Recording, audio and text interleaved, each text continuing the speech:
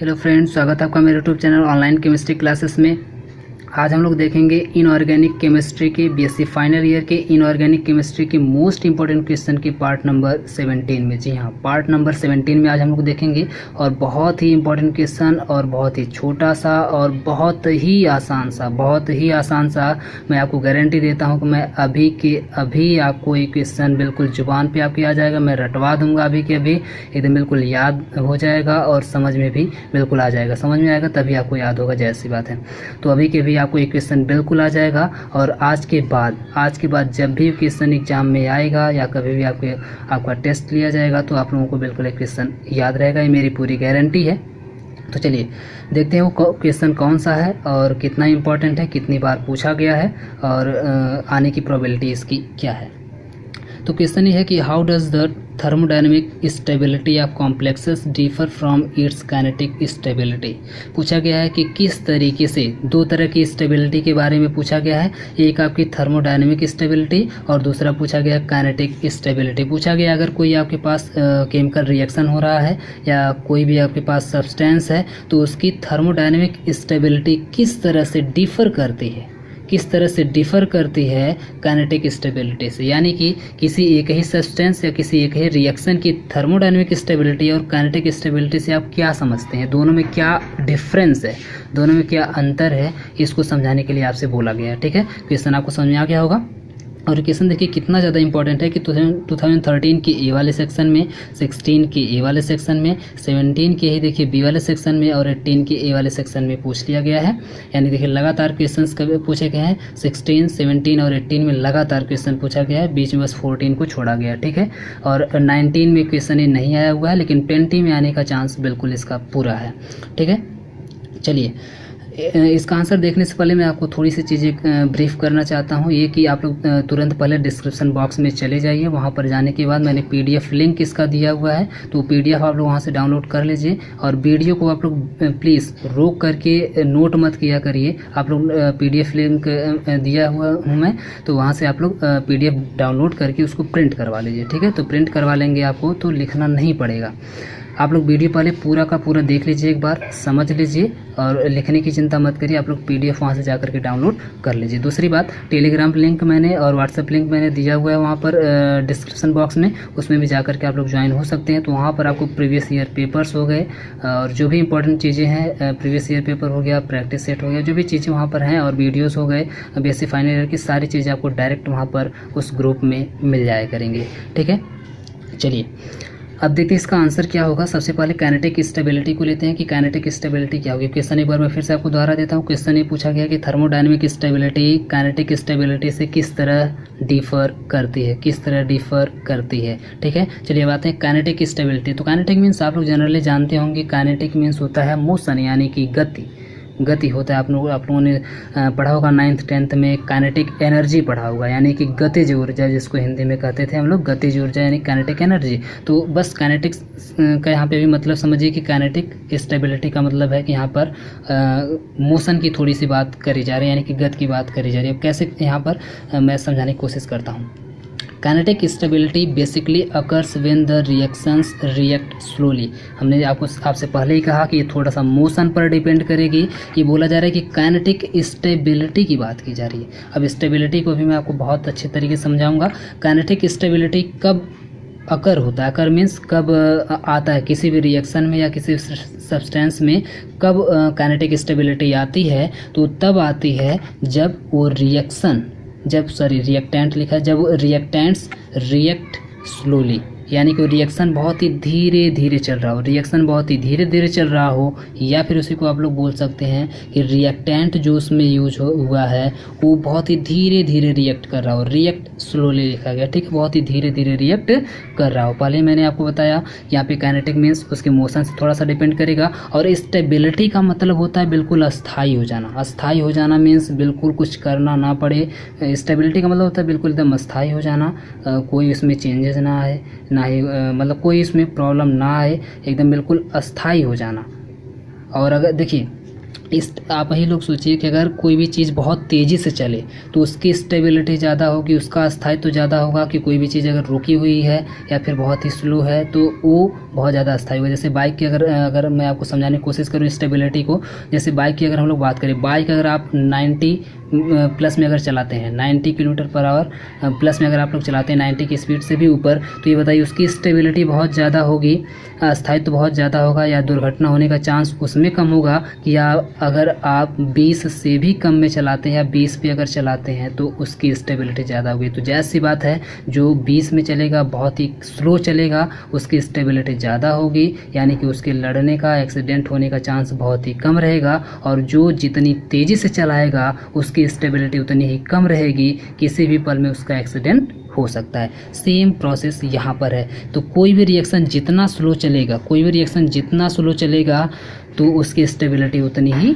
ज़्यादा होगी। तो यहाँ पर वही बोला जा रहा है कि काइनेटिक स्टेबिलिटी ऐसे सब्सटेंस में, ऐसे रिएक्शन में अकर मीन्स उत्पन्न होती है जिसमें रिएक्टेंट बहुत ही धीरे धीरे, स्लोली रिएक्ट, बहुत ही धीरे धीरे रिएक्ट करते हैं। तो आपको अच्छे से समझ में आ गया होगा और याद भी हो गया होगा। द स्लोअर रिएक्शन, उसी को बस लिख दिया गया, the slower reaction occurs greater, जिसमें ऐसा रिएक्शन जिसमें मतलब जो बहुत ही स्लो, ग्रेटर का मतलब होता है कि बहुत ही स्लो, ज़्यादा से ज़्यादा स्लो रिएक्शन हो, ज़्यादा से ज़्यादा जब स्लो रिएक्शन होंगे विल बी काइनेटिक स्टेबिलिटी।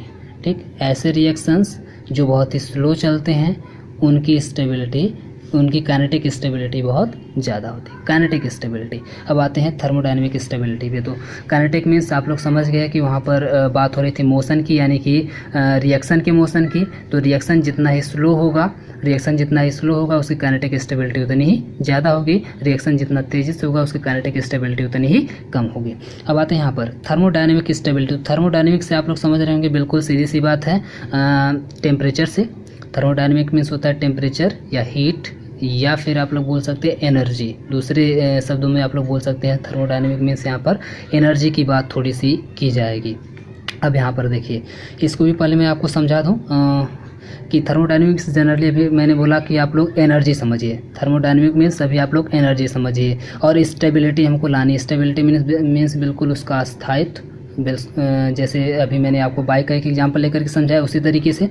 अब यहाँ पर बताइए कि एक मैं बहुत ही अच्छा सा प्यारा सा आपको एग्जांपल दे रहा हूँ यहाँ पर, कि जो लोग बड़े होते हैं, जो लोग बड़े मीन्स जनरली मैं बात कर रहा हूँ टीनेजर्स की। तो टीनेजर्स के पास एनर्जी ज़्यादा होती है कि जो लोग बिल्कुल एकदम अभी बच्चे हैं, 2 साल 3 साल की, उनकी एनर्जी ज़्यादा हो। चलिए अभी मैं टीनेजर्स को ना लेकर के थोड़ा बूढ़े लोगों को ले लेता हूँ, यानी कि 50 से 60 साल वालों को ले लेता हूँ। ठीक है, 50 से 60 साल वाले जो बिल्कुल ओल्डर एज के हैं तो उनको, और एक छोटी सी मैं बच्चे को ले लेता हूँ।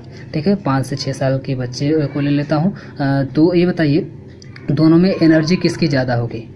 तो जैसी बात आप लोग बोलेंगे कि एनर्जी ज़्यादा होगी, जो अभी यंग लड़का है, छोटा सा जो लड़का है उसकी एनर्जी बहुत ज़्यादा होगी, जबकि जो लोग बहुत ज़्यादा बूढ़े हो चुके हैं तो उनकी एनर्जी बिल्कुल डाउन हो गई है, उनकी एनर्जी बहुत ही कम होगी। अब ये बताइए दोनों में स्टेबिलिटी किसकी ज़्यादा है? एनर्जी चलिए ठीक है कि जो यंगर लड़का है, जो अभी छोटा लड़का है, जवान है, उसकी एनर्जी बहुत ज़्यादा है, और जो लोग बूढ़े हैं उनकी एनर्जी बहुत ही कम है। तो चलिए एनर्जी की तो बात हो गई, लेकिन ये बताइए स्टेबिलिटी किसकी ज़्यादा है, अस्थाई कौन सबसे ज़्यादा है? तो आप लोग कहेंगे अस्थाई, जो लोग ओल्डर लोग हैं, जो लोग बूढ़े लोग हैं, उनका अस्थायित्व तो बहुत ज़्यादा है, उनकी स्टेबिलिटी बहुत ज़्यादा है। कैसे स्टेबिलिटी ज़्यादा है? आप लोग ध्यान से सुनिएगा लेक्चर को। कैसे स्टेबिलिटी ज़्यादा है कि अगर मान लीजिए कोई यहाँ पर, ये मान लीजिए कोई बूढ़ा व्यक्ति है, ठीक बूढ़ा, और यहाँ पर कोई चाइल्ड, कोई मतलब यंगर कोई लड़का है, यानी कि वह जवान लड़का है। अगर दोनों में से बैठने के लिए कह दिया जाए, ठीक, बैठने के लिए कह दिया जाए, तो जो बूढ़े लोग हैं वो यहाँ पर ज़्यादा टाइम तक बैठ सकते हैं। ज़्यादा टाइम मीन्स अगर मान लीजिए चलिए अभी अगर 5 घंटे की बात करें तो 5 घंटे अगर बैठने के लिए सिर्फ कहा जाए, यानी कि आप सिर्फ बैठे रहिए, कुछ आपको करना नहीं है, हिलना डुलना नहीं है, ना ही किसी से बात करना है। तो ये जो लोग ओल्डर लोग हैं, जो लोग बूढ़े लोग हैं, वो लोग यहाँ पर आराम से बैठ लेंगे, जबकि जो लोग यंगर हैं, ये वाई मैंने लिखा हुआ है, यंगर मीन्स जो लोग जवान है, वो लोग नहीं बैठ पाएंगे। क्यों नहीं बैठ पाएंगे?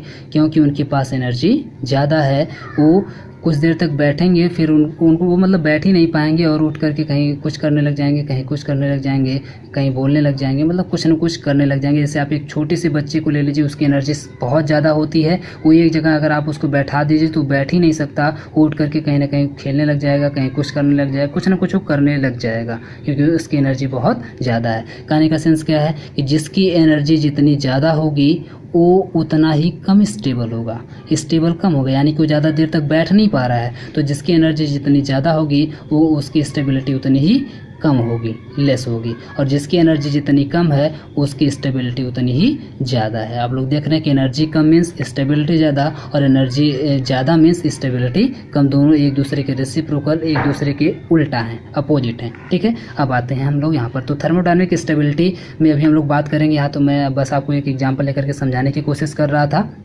बूढ़ा और जवान जो भी, लेकिन यहाँ पर हम लोग बात करेंगे रिएक्शन की। तो thermodynamic stability depends on whether or not the reaction is spontaneous. Thermodynamic stability जो होती है वो इस बात पर डिपेंड नहीं करती है कि कोई भी रिएक्शन कितना तेज़ी से हो रहा है। स्पॉन्टेनियस मीन्स बहुत ही तेज़ी से, कितना तेज़ी से हो रहा है या कितना स्लो हो रहा है इस बात पर डिपेंड नहीं करता है थर्मोडायनेमिक स्टेबिलिटी। ये किस पे डिपेंड करता है? This depends on the change in free energy. इसी को जनरली हम लोग बोलते हैं गिब्स फ्री एनर्जी, जिसको डेल्टा जी से डिनोट किया जाता है। गिब्स फ्री एनर्जी भी इसको बोला जाता है। आप लोग बीएससी सेकेंड ईयर में पढ़ चुके होंगे गिब्स फ्री एनर्जी क्या होती है। तो ये डिपेंड करता है गिब्स फ्री एनर्जी पर डिपेंड करता है thermodynamic stability. It is independent of the pathway between reactants and product. और ये जो होता है, ये जो थर्मोडायनेमिक स्टेबिलिटी है, ये कभी भी इंडिपेंडेंट होती है, यानी कि डिपेंड नहीं करती है किस पे? पाथ पर। किसके पाथ पर? तो between reactant and product. Reactant and product के पाथ पर कभी भी थर्मोडायनेमिक स्टेबिलिटी डिपेंड नहीं करते हैं। यानी कि मान लीजिए अगर कोई यहाँ पर A + B मिला और मिल करके यहाँ पर रिएक्शन होने के बाद C प्रोडक्ट कोई बनाया, तो ये किस पाथ से होते हुए गया है, यानी कि इसका जो पाथ है यहाँ से यहाँ तक के जो चेंज होने का जो पाथ है, इस पर कभी भी थर्मोडायनेमिक स्टेबिलिटी डिपेंड नहीं करेगी, और ना ही इस बात पर डिपेंड करेगी कि ये कितना तेज़ी से हुआ है या फिर कितना स्लो हुआ है। कितना तेज़ी से हुआ है या फिर कितना स्लो ये रिएक्शन हुआ, इस बात पर भी डिपेंड नहीं करेगी, ना ही इसके पाथ पर डिपेंड करेगी, इसके रास्ते पर डिपेंड करेगी। ये डिपेंड करेगी तो इस पर कि A + B यानी कि रिएक्टेंट की एनर्जी कितनी थी, यहाँ पर डेल्टा जी की वैल्यू यहाँ पर कितनी थी और डेल्टा जी की वैल्यू यहाँ पर कितनी थी। ये डिपेंड करेगा हमेशा A + B यानी कि रिएक्टेंट के फ्री एनर्जी या फिर गिब्स फ्री एनर्जी के ऊपर डिपेंड करेगा कि इसके अंदर गिब्स फ्री एनर्जी का मतलब A + B के पास कितनी एनर्जी है, A + B के पास कितनी एनर्जी है, इस बात पर डिपेंड करेगा। तो the substance have less energy, देखिए जैसा अभी मैंने आपको ऊपर समझाया कि the substance have less energy more will be thermodynamic stability. More will be thermodynamic stability यानी कि ऐसा सब्सटेंस जिसकी एनर्जी जितनी कम होगी उसकी थर्मोडायनेमिक स्टेबिलिटी उतनी ही ज़्यादा होगी। जैसे मैंने अभी यहाँ पे आपको एग्जांपल लेकर के समझाने की कोशिश की। ठीक है, यानी कि जिसकी एनर्जी जितनी कम होगी, एनर्जी देखिए कम है, एनर्जी ये कम है लेकिन स्टेबिलिटी बहुत ज़्यादा है। एनर्जी देखिए ज़्यादा है, एनर्जी ज़्यादा है लेकिन स्टेबिलिटी देखिए बहुत ही कम है। वैसे ही सेम यहाँ पर भी होगा कि एनर्जी जितनी कम होगी उस सब्सटेंस की थर्मोडायनेमिक स्टेबिलिटी उतनी ही ज़्यादा होगी। तो आपको बिल्कुल अच्छे समझ में आ गया होगा और याद भी हो गया होगा मुझे लगता है आराम से। तो वीडियो अगर आपको बहुत ही अच्छा लगा हो तो लाइक करिए, सब्सक्राइब करिए और प्लीज़ कमेंट करके आप ज़रूर बताइए कि वीडियो आपको कैसा लगा। आप लोग कमेंट नहीं करते हैं, देख लेते हैं, आपको अच्छा भी लगता है, एग्ज़ाम भी आप लोग पास हो जाते हैं, लेकिन कमेंट मात्र कुछ लोग करके बताते हैं कि सर बहुत ही अच्छा था या हेल्पफुल था या हम लोग पास हो गए। बहुत ही कम लोग बताते हैं। तो प्लीज़ इतनी लापरवाही मत किया करिए। एटलीस्ट मैं आपको फ्री ऑफ कास्ट यहाँ पर वीडियो प्रोवाइड कर रहा हूँ, तो इतना तो आप लोग कर ही सकते हैं। मेरे उत्साहवर्धन के लिए, मुझे एनर्जी देने के लिए इतना तो आप लोग कमेंट करके बता ही सकते हैं। तो चलिए, वीडियो अगर अच्छा लगा हो तो प्लीज़ लाइक करिए और कमेंट ज़रूर करिए। Thank you.